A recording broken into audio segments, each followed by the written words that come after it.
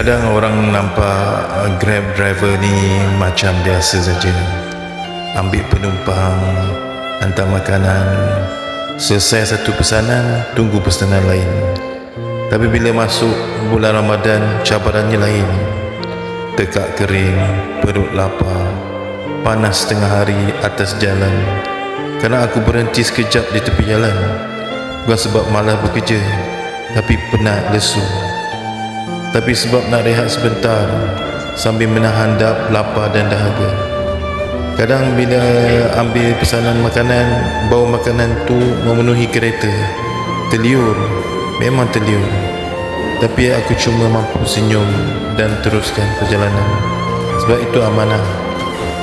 Tahun ini pula agak mencabar. Pesanan tidak sebanyak biasa. Ramai orang Melayu kurang aktif pada waktu siang kerana berpuasa.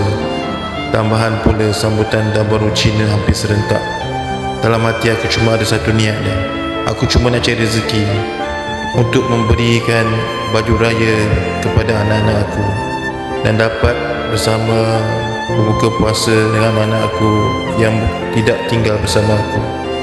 Kalau ada lebih, aku mahu bagi lebih lagi kepada mereka.